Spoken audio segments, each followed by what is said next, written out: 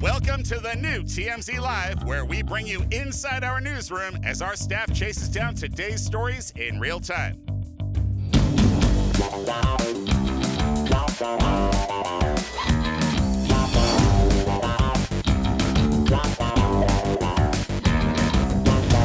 Welcome to TMZ Live. Welcome back. Thank you very much. Okay, Good to be back. So this is amazing. I mean, for all sorts of reasons. So we started the day, we got video of Katy Perry having dinner with former Prime Minister of Canada, Justin Trudeau, at a restaurant in Montreal.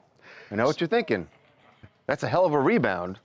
It would be a hell of a rebound. But at that point, we're looking at them sitting at dinner, and there's no reason to say that this is definitely a date or romantic. It could have been a business dinner. It could have been. It's true, but when you look at it, they're really chatting it up. In fact, we're going to talk to somebody who was actually the chef of the restaurant in a few minutes, and we'll talk about what went down with them.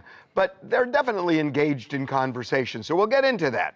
But it could have just been like a business dinner or something, right? Right, exactly. Could have been completely just copacetic, not a big deal. So then, just a couple of minutes ago, we get... The plot thickens. The plot thickens. We get some pictures of Katy and Justin kind of meandering around the city before that dinner. Did we say it was Montreal? We said Montreal. Yes, Montreal. So Roger over here at our clearance desk got these pictures. So give us the lowdown on what you see here, what we're told. We just got these pictures.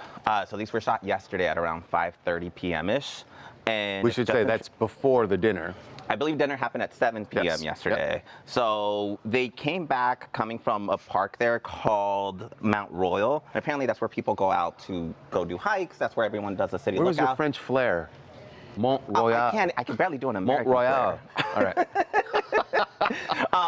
So they came back, they walked down together, they had security behind them, and then she's carrying her dog. He dropped her off at her hotel, and they met up with this other woman who appears to have her other dog there. So she has both of her dogs. I'm sure she has an assistant there or somebody. Yeah. Well, she brought the dogs with her, and so... So they apparently took a stroll in the park. They took a stroll in the park, it seems. And then he drops her off at the hotel, and then they have dinner. And then they have dinner afterwards. Apparently he lingered a bit after this. The person that I got these from wasn't sure if he left right after, but you know, he lingered around for a bit after he dropped off. But they're in different outfits from what they were wearing at dinner. By the way, the bucket hat. That's in. It's very in, but also if you're trying to hide your face, trying to hide a little Perry, bit. Well, I don't know why she would hide. I mean, he's recently separated as well. Right. And so I got to tell you, we don't know if they're dating, but this doesn't feel like a business dinner. That's not a business dinner. When you take somebody for a walk in the park and... Right, you've hung out for the day in the park, you're having whatever conversation, and then you go have dinner. It starts to seem like this was more of a, let's have a day. Let's have a day. So the reason I am so interested in this is, I'll show my age a little bit here, but I really remember the time when Justin Trudeau's father, Prime Minister, I think it was Elliott Trudeau? Pierre Trudeau. Pierre Trudeau. Pierre Trudeau, yeah. Was Prime Minister of Canada and married to Margaret Trudeau. And it was quite the marriage. She used to hang out at Studio 54 when Studio 54 was hot. And she had a famous quote about hanging with the Rolling Stones. And a famous quote about hanging with the Rolling Stones. And when they were single, he was a ladies' man. I mean, he dated Barbra Streisand.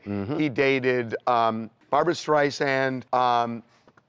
There's somebody else. I don't know. Like you said, you're showing your age. But there's there's a lineage here of, dating famous people on both mother and father. Mother and father, and now Justin. Yeah, I mean. So Katy Perry and Justin. You are what you. Katy Perry and Justin Trudeau would be, if they were dating, would be an amazing couple. It really would be. And you always, people, when she broke up with Orlando Bloom, everyone wonders, like, all right, where are they going next? And we watch at the Bezos wedding, everyone wanted to see where Orlando Bloom, how was he going to rebound? And he played it cool, although he did hang out with Sweeney. But from what we're told, he was not doing anything. Right. And It was so more. now you were waiting to see how Orlando was going to rebound. But it's Katy. Nobody was talking about how Katy was going to rebound, and it certainly seems like she is, at least publicly, rebounding before Orlando. So I just got a text. Okay. I got to be careful so nobody can see this. Yes. They did not walk the dogs. They did run into her assistant who had the dog outside the hotel. So we do know they ran into the assistant, but I was told she had her dog. They were coming back from that park area, which is about a 15-minute walk, and she was carrying the dog with her. And then they met up with her assistant, who had the other dog. So there were two dogs. She has both dogs. So maybe that's the problem with this text. It's accurate, just not fully accurate. Right. Well, joining us now is the man who served up the meal that Katy and Justin Trudeau were chatting over. He is the chef at Le Violon. Is that correct, Danny? Danny Smiles is the chef? You nailed that one, Le Violon. Le Violon. See? Yeah. Wow. Must have a French last name. I'm so glad you're here. I'm so glad you finally came back from vacation because I couldn't have done that. Yeah, my God. Hey, So, Danny, okay, give us, since you're the chef, give us the scoop. You know, it was like a night like any other night. You know what I'm saying? Two people coming in for dinner. Like I don't know what the scoop is, but my take was they had like a really good time. They came in, and I guess somebody at the bar snapped like a cheeky picture. That looks like somebody at table 5, so I'm gonna check the reservations and see who did that. But no, it was good. You just said that it was just ordinary. They came in like any other couple. There was no like advance team that let you know the former prime minister was coming in or that Katy Perry was coming in? You guys didn't have any? Yeah. I mean, I kind of know, I kind of knew, but that's the whole thing. It's like we try to keep everything private, and that's the type of restaurant we are. We just want everybody to like really enjoy what we do here. So it's just like it's not like it's normal, It's a nice restaurant. How long were they there? Did you go over to the table, talk to them at all? Yeah. I went over to the table. They were super sweet. Katy's nice. Justin, I've met a couple of times before, obviously. And it was really nice. They were just like, super chill. They did the tasting menu. They were very receptive to servers. And like, I think they were just like really enjoying the restaurant, the vibe, and that's it. Like I was walking to the table, it was Black Sabbath playing, Justin's there, Katy. It was a good vibe, So you said they ordered the tasting menu. Like what did they actually eat? Yeah, so tasting menu is good. We just received this beautiful like tuna from Quebec. They had the gnocchi. I think they really enjoyed the tuna. All right. Yeah, Okay. yeah. So it's like a tuna bruschetta. I got one other quick question because we're out of time. If you had to classify this either as friendly or kind of romantic, which would it be? Man, I think it's friendly, but the restaurant's a romantic setting, The Violon's like beautiful. It's like it's hard to say, but it's like, I have one other question. Yeah. This is important. When was the reservation made and by who? Which side? I don't know. I can't say that. Oh, come on. I can't say that. I want to know if this was I planned. think he's already said it because you said you met Justin before. I gotta keep a couple of secrets, Harvey. He's Come met on, man. Justin. You can't put me on blast like that. That was a good question, though. I knew a day before. That's all. That's all I want to say. But it was a beautiful. They were they were great, and it was a nice evening. And, all right. It all went super well. Okay. Whenever I'm in Montreal, whenever I can go, I'm coming by your restaurant. I love the Dalmatian, by the way. Yo, we'd love to have you, and we'll save you the Dalmatian. All right. Cool. Deal. The Dalmatian painting, just to be clear. Danny, thanks so much. Thank you, Danny. Peace, guys. Thank you. That was fun. He's great. So everybody's hooking up. Yeah, there's another couple that we've known for a while that Tom Cruise and Ana de Armas are a thing. What's been missing is that when they're out in public, they haven't actually shown signs of that. They've been going to a lot of different events together, but we have yet to see the PDA, which is what everybody's looking for, right? And they tried to make it its first very coy, where they were promoting Mission Impossible, and it was sort of like, oh no, they're just in movies together. Right. But it was pretty clear. We saw them getting in helicopters, going on trips. Right. So, but now we know. We got them in Vermont, and there it is, PDA, holding hands. That's it, right? It's official, you guys. So here are the photos that we got. Okay, now I hate it. Many of No, them. yeah, exactly. That's all it took was, it's official. It is. Right. Kind of like you guys said. So like for a while, they've been spotted like several times in London on over the weekend. They were just at the Oasis concert.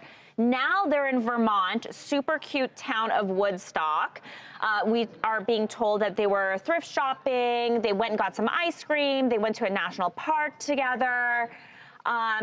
Just totally being a couple, but they've been in the UK together several times. They were in Spain together, taking helicopters places. It was interesting. They're the new hot couple. Oasis trashed Tom Cruise back in the day. Yes. And they said he never made a good movie. Never which made is a good movie. Unfair and not true. He's one of the. I think his movie selections are about the best of any movie star. I'm Hannah. I'm from Indiana, and I personally think it's crazy that Tom is showing any type of PDA in general, let alone holding hands. But I still think it's a bit of a stretch considering their age gap, which I know is normal for Hollywood, but I still think it's a stretch to confirm whether or not it's a relationship yet. He's not as young as he used to be, but he's still doing amazing. That he is. Yeah. Coming up. Diddy is upping his offer to the government. He wants out of jail right now. It's like he's playing Let's Make a Deal. Be right back. Well, Diddy is upping his offer to the government. He wants out of jail right now. You know that he is still behind bars at Brooklyn MDC while he is awaiting his sentence in October. But right after he was sentenced, they tried to get out on bail. They made an offer. They said, we'd like for him to be released on $1 million bail. The judge shut that down. So now it's like he's playing Let's Make a Deal, right? How about this, Your Honor? What if we offer a $50 million bail package? The money has gone up, but the reason that he thinks he should get out is because he says what he's convicted of were nonviolent offenses. And he's right. He's right that he was convicted on 2 counts of the Mann Act. The Mann Act is hiring a prostitute and taking the prostitute across state lines. It's a nonviolent crime. And when you look at the Intercontinental video in 2016, he would have been convicted had he been prosecuted in California. Right. But he wasn't. And the statute of limitations ran. So his position is, look, you're holding me because you say I have violent propensities, but that's not what I was convicted on. It's not what he was convicted on, but those violent propensities do exist. So right? what, that's very clear. So then you keep not him only from the video, but, and I know what you're saying, that there was plenty of testimony from both Jane and from Cassie during the trial about violent incidents. And now he was not convicted of those things. He was not on trial for being violent to them. Well, he was. Because force, fraud, or coercion, forced to stay in the relationship, but forced to do the freak offs. But Charles, and he wasn't convicted of that. No, I know. Right. But there was testimony that that Jane and Cassie were assaulted by Diddy. But correct. And had the jury believed that, they could have found him guilty. Not necessarily. He can be assaulting them, but the jury didn't believe that they were forced to stay in this relationship, right? The jury essentially said they were getting plenty out of this relationship, and that's why we're not going to convict him. Look, the bottom line is they didn't convict him You guys of are arguing violence. the wrong point. The Mann Act, under the bail statute, you can argue what you think the law should be. Here's what the law is. Under the bail statute, it is considered a violent crime. We can say it doesn't include violence. The Mann Act, 18 U.S.C. 2421, prohibits the transportation of individuals across state lines for prostitution and other immoral purposes. This is called a crime of violence when determining whether to detain a defendant on bail. Right, on bail. Counsel, wait a second. He just dropped code on you. He had the actual. He's asking for bail. No, but the judge didn't allow bail for $1 million. I know. They were willing to put $1 million up. And by the way, you know as well as I know that and I'm not defending Diddy here. All I'm saying is, no, I'm not. No, I mean, Diddy should have been convicted in California. Hold on. But what I'm saying is, you know the Mann Act is not a violent crime. I know what you're saying. I get it. It's not. But the judge has to go by the code. So is this about amount? Is this about amount? It's not about amount. So it says on bail. It says on bail. Once the violent crime, the defendant, the convicted defendant, has to prove by a preponderance of the evidence or convince the judge one of two things. Either, both, he's not a flight risk. The judge did not weigh not letting him out on him being a flight risk. There's no real evidence he's a flight risk, and that's what the money would go to. Is he willing to leave $50 million behind? He has an ankle monitor. Right. He's not really a flight risk. Surrenders passport, too. Surrenders passport. The other thing that Diddy has to show, the burden is on Diddy, is that he is not likely to commit the same violent act, the Mann Act, again.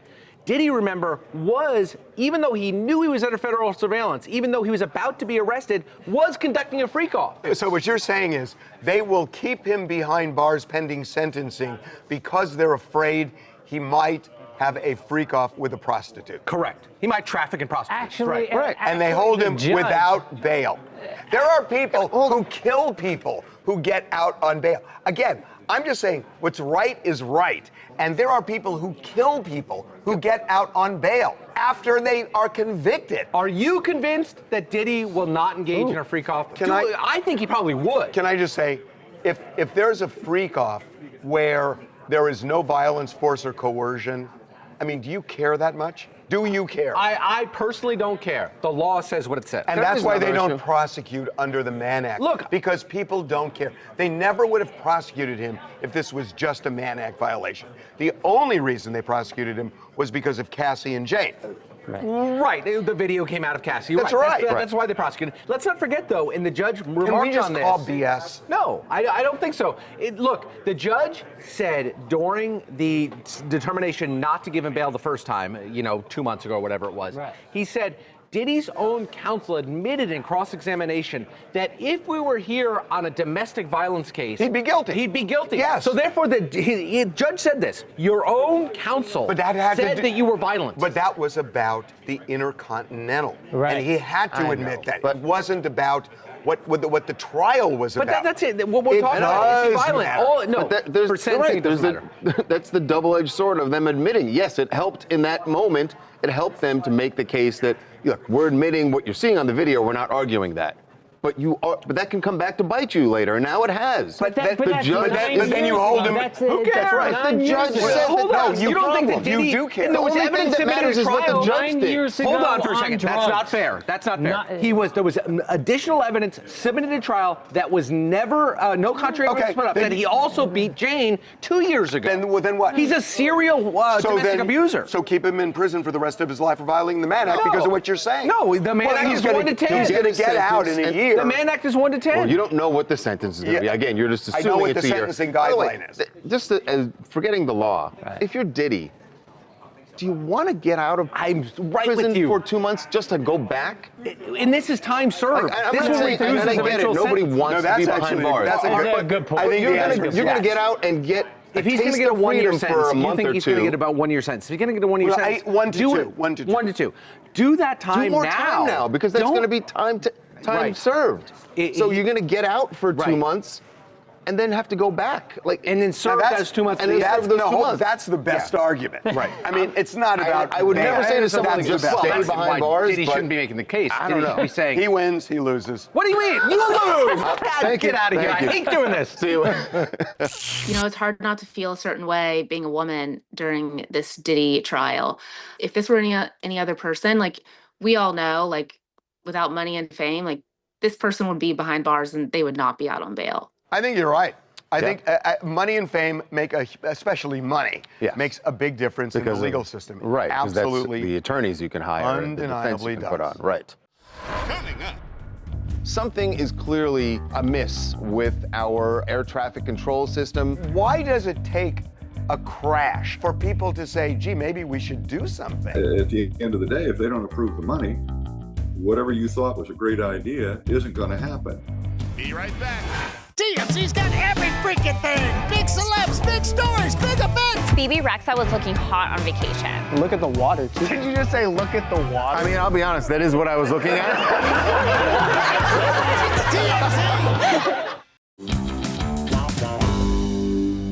This just keeps happening. We keep hearing the numbers about aviation and that it is, people will always tell you it is far safer to fly than it is driving to work. But these latest incidents that just keep happening really have, I've never been a terrified flyer or even scared at all. But the most recent one in Burbank, the Southwest Airlines flight, where they had to dive right after taking off just to avoid a mid-air collision, something is clearly amiss at the very least with our air traffic control system, our aviation systems, and it has been happening in such large numbers lately. What is the tipping point? Why is it now that we are seeing this more than ever? Joining us now to discuss that is someone who was in charge of this. Randy Babbitt was the head of the Federal Aviation Administration under President Obama. He was also on the FAA Advisory Council under President Clinton. So he knows about all this equipment. And Randy, thank you so much for joining us right now on TMZ Live. Well, thank you for the invitation. What is going on here? Why are we seeing so many of these incidents now? Well, it's an industry. I mean, everybody overlooks a couple of key points. We didn't have an aviation accident, not a fatality, in 13 years. We killed 800 or 900 people every year at railroad crossings. I mean, it's amazing how safe the industry is. But anything, if you can imagine, every time somebody slid off a road and blew a tire, it made the national news. That's all you would watch. Well, you know, aviation is the same way. Anything happens in aviation, it's going to be on the news. But having said that, we're long overdue for an upgrade to the aviation system. We're using equipment that has not evolved with the technology. The airplanes today that are flying are very sophisticated, and we're not tracking them with sophisticated equipment. That takes money, it takes time, and you've got other complications. You have a lot of people in the airspace. You have big airplanes, you know, $40, $50, $80 million airplanes. And if you ask them to put $200,000 equipment on board, okay. But if you have somebody who wants to fly in the same airspace that has a light aircraft, and you ask them to put $100,000 piece of equipment, they can't do it.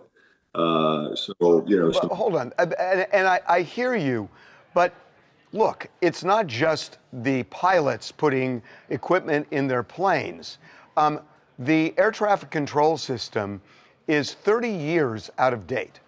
Why does it take a crash, a fatality, for people to have this kind of heads-up mentality? Because this has been a system that everybody in the industry knew was outdated for 3 decades. Why did it take until now, when we're seeing, like Charles said, the tipping point, for people to say, gee, maybe we should do something? No, you're absolutely right. But remember, you know, people say, well, why didn't the FAA do this? Why didn't the FAA do that? The FAA is a long way down the chain. If you wanted to make a change in the FAA, first of all, the Department of Transportation would have to approve it. The money would have to come from Congress, and you know, you would have to make the case there. And at the end of the day, if they don't approve the money, whatever you thought was a great idea isn't going to happen. I can remember taking a Secretary of Transportation on a tour, and he was fascinated by the radar. And I asked him point blank, I said, sir, with all due respect, when was the last time you saw the word UNIVAC written on something?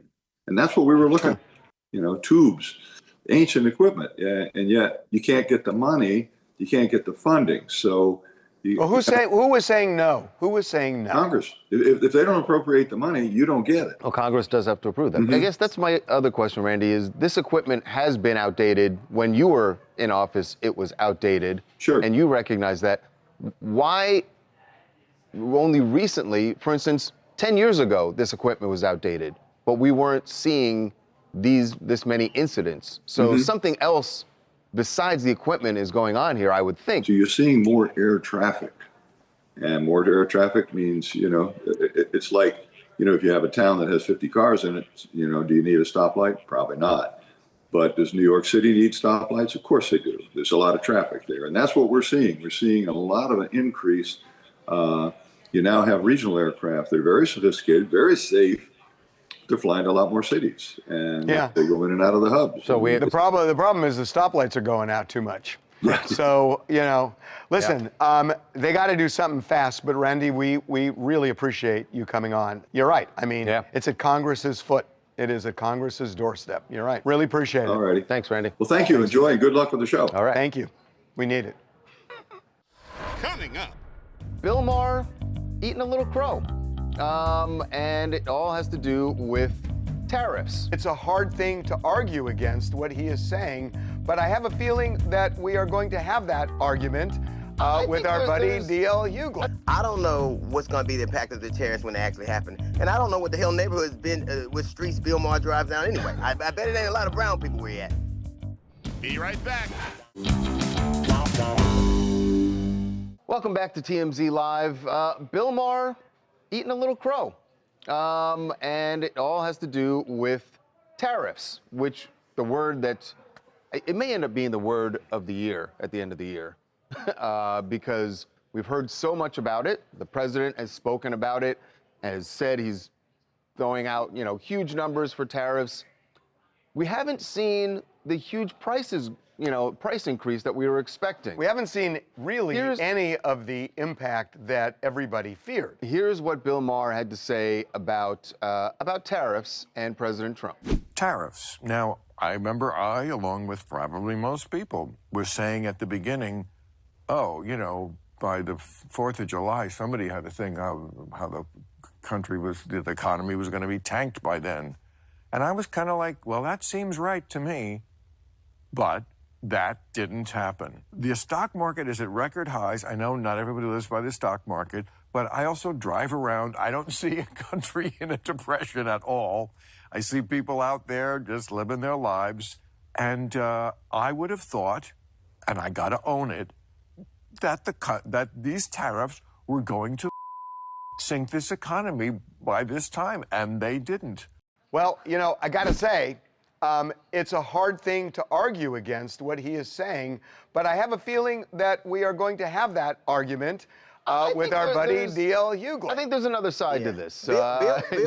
Hughley, welcome back, man. How you doing? Bill Maher, boy, he's swinging hard from Trump's ain't he, boy? One dinner. I'm gonna start to call him Jockey Balboa, boy. But wait. Goodness. Look, he has been really critical of Donald Trump since that dinner on his show. I disagree. Well, I mean, I've watched him torch Donald Trump on the show.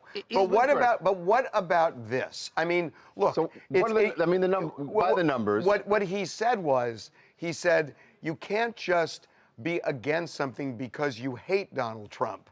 And he's saying when it comes to tariffs, it just doesn't play out. It's so disingenuous. Tariffs. He just signed a deal with the EU just a day ago, 2 days ago, right? Right. 15%. The impact of the tariffs hasn't happened because he keeps extending it and negotiating. So you know why we haven't seen the results of tariffs? Because they haven't happened yet. He doesn't have a deal with China. He just signed a deal with the EU. So it's disingenuous to say the tariffs have had no effect. Well, the UK, when he hasn't signed them. With the UK, and there are other countries. I mean, look, the reality is that, look, there is an imbalance in terms of, you know, the tariffs that were imposed before Donald Trump came in. So whatever you think of him, he's trying to renegotiate it so it's more balanced. I think I'm not going to trust the negotiating tactics of a dude who declared bankruptcy 6 times. It's disingenuous to keep talking about tariffs. When do the tariffs, every time the tariffs start to take effect, he pushes them out.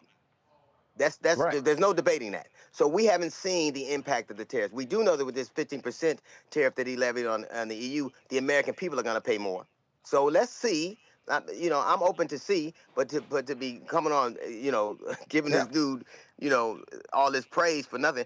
I think a lot of it is just so they don't have to talk about, you know, what's going on with the other scandal. But if the tariffs, we signed a deal with the EU. He still hasn't signed a deal with China, which is the big chip in the game. So before we start tooting this dude's horn, let's see what happens. So there are industries that are feeling, because remember, and a lot of people, the president never reminds people of this, but the tariffs are paid by the people importing these products. And right? he pretends like, which was the point? The car makers, major car makers, say that they have been mostly absorbing the tariffs as a hit to their profits, because they said if you jack it up to cover the full price of the tariffs, people just aren't going to buy your product. General Motors last week reported tariffs cost the company about $1.1 billion in the latest quarter, and they're just absorbing that. So you can't say yes. The American people haven't been hit with it. Well, I don't know.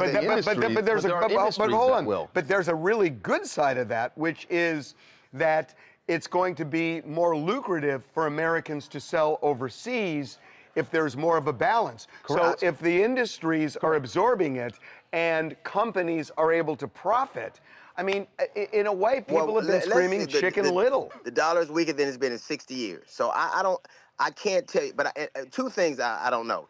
I don't know what's going to be the impact of the tariffs when they actually happen. And I don't know what the hell neighborhood's been, with streets Bill Maher drives down anyway. I bet it ain't a lot of brown people where he at. I bet you that. Well, I bet you ain't going past Martin Luther King Boulevard. So his purview is probably slightly different. I bet you a lot of people that he drive past probably are benefited from the stock market. And the people who aren't. But it hasn't had the, listen, there were people who were saying by July 4th, our economy would tank, the bond market would go in the toilet, the stock market would go down, people couldn't afford groceries, and if you look at consumer confidence, I saw it today, it's up 2%. Let me just say this. It depends on your perspective. Who has lost jobs is 300,000 black women. 300,000 of them. So I think that it depends on your perspective. If you play in the stock market or you're leveraged against that, that might look a different way. But ultimately, it is disingenuous to talk about the success or failure of the tariffs when we haven't seen the brunt of them.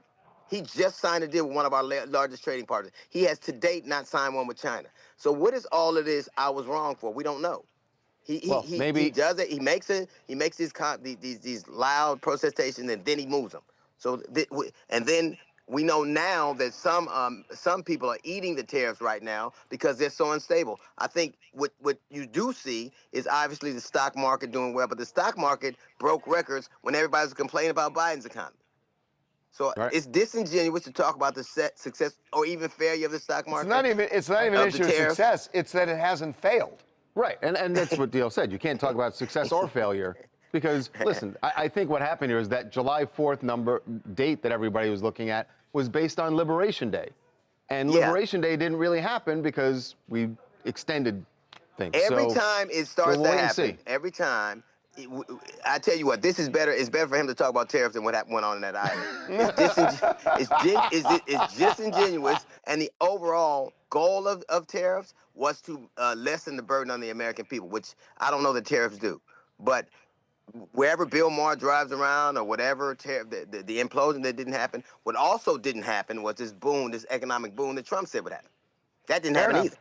Okay, I think we'll revisit this in 6 months. We will table this. We will talk about it again later in the year, and we'll see you next week, man. Well, let's follow Bill's map quest. Let's see where he goes. Then I respect this shit. I bet he ain't on Figueroa. Oh, man. All right, DL. We will talk to you next week. And remember, everyone, you can check out DL's show, the DL Hughley Show, airing weekdays, 3 to 7 p.m. Eastern Time. Coming up. Denise Richards says her estranged husband has violated the restraining order that she got against him, and she is also demanding the return of her laptops. This has become a really ugly divorce. Be right back.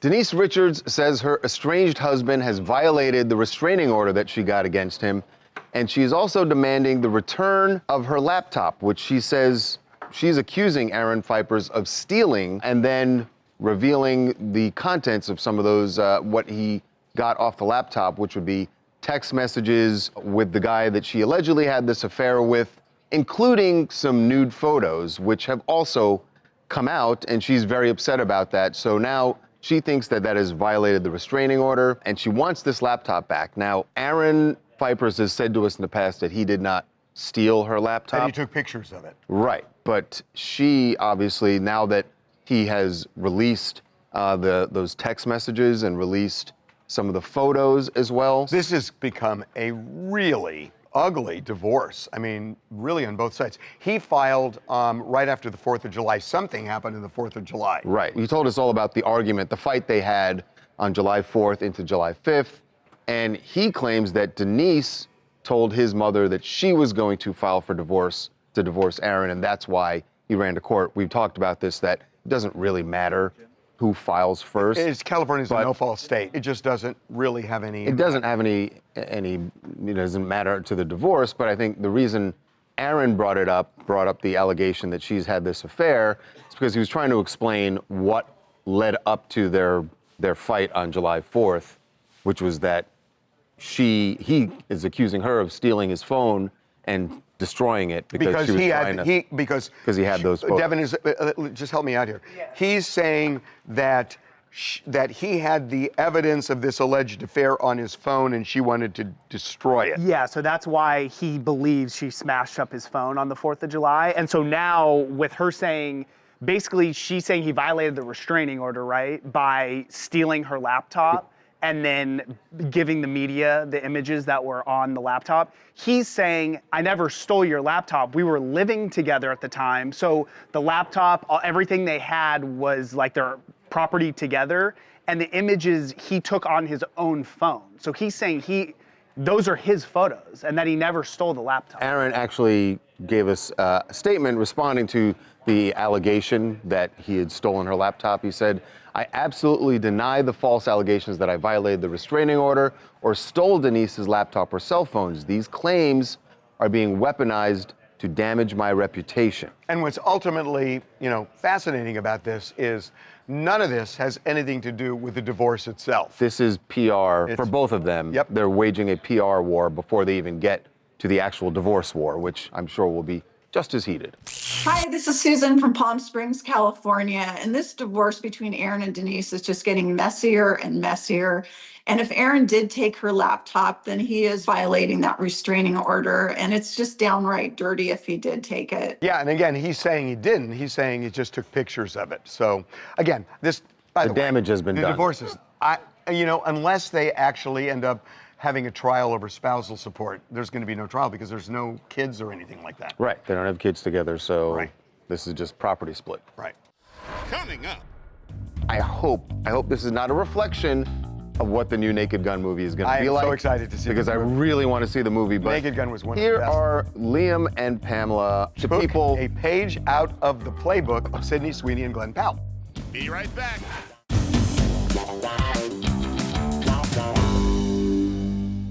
Say what you want about Sydney Sweeney and Glenn Powell and their awful movie, because it really was an awful movie.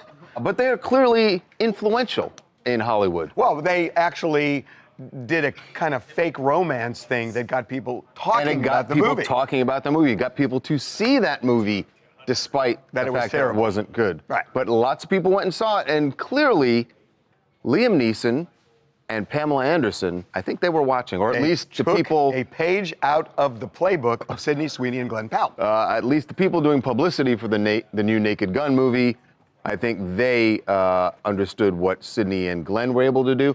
I hope this is not a reflection of what the new Naked Gun movie is going to be like. I am so excited to see because I really want to see the movie. But Naked Gun was one of the best. Here are we're going to show you Liam and Pamela on the Today Show. And yeah, they're definitely leaning into romance rumors. Perhaps you've heard there are a lot of folks on the internet who are talking about this budding love story, and I think we've got some proof to the theories that are out there. So this is the most immediate evidence. This was from just 4 minutes ago, all right? And then there's been some red carpet action as well. Are you two an item? Craig. What? Craig. I don't understand the question. Pamela, don't lie on Look, we met. I had never met Pamela before. I heard. We met on set, and we discovered we had a lovely, budding chemistry. Yeah. A connection. As two actors, and I was like, "Oh, this is nice. Let's not mold this. Let's just let it breathe." And that's what we did. Oh. I mean, oh my God. No. You know what? No. That first clip was definitely giving co-play couple. I think they were just trying to make fun of that. But I think they would make a great couple. They both have 2 sons that are super attractive. They I'm were not just saying they on Perfect wouldn't make a together. good couple. I'm just saying they're not. Like, yeah. They're faking Just so it. It's obvious. like, yeah, the you- way they said, you gotta- Craig. Yeah. Craig. Well, they're You got to do it. You playing. got to have subtlety to this. That's the key. Right. Subtlety. I'm Rodrigo from Dallas, Texas, and I think that they would be an amazing couple together. And the photos of them on the red carpet with their family is totally giving Brady Bunch, so I would totally be down for a remake of that with them. Do you think they could get to start redoing all the 70? No. Do you think they're going to have the ladder scene? That was amazing. Okay, You what else? know, if you know Naked Gun, you know the ladder. What else you guys want to talk about? Hi, Tasia from Orange, New Jersey. I was a little shocked seeing Katy Perry out dating so soon, especially after her recent divorce. But it is clear that her and Justin are together. He was Wait a minute, wait. What is she supposed to do? Sit in a dark room for 6 months? She just surprised. And she wasn't, by the way, she wasn't married. But I mean, why are you so surprised? Orlando was at Jeff Bezos' wedding. By the way, yes. That's true. Right? Yes, you're right. You're right. Yeah, and he was hanging around with Sydney Sweeney. He was hanging with Sydney Sweeney. The least she can do is hang with like an ex-prime minister. By the way, we got some more information about Katy and Justin. So she has a concert in Ottawa. Roger, correct me if I'm wrong, right? She has a we're talking concert about in it. Ottawa. Right, tonight. Tonight. And then What? she has a concert in Montreal after that. So she went.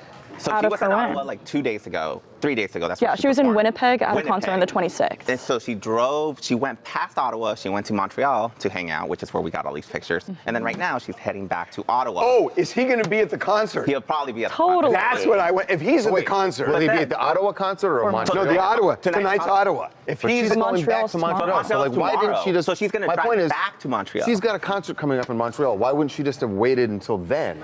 And I'm saying You can't get enough of Pierre. Or Justin. Coming up. The Kelce brothers are at it again, making more money. This time, one of them's gonna have to take it on the chin from Chuck Liddell. Why is it that Jason is the one who's always having to take the shot? Be right back.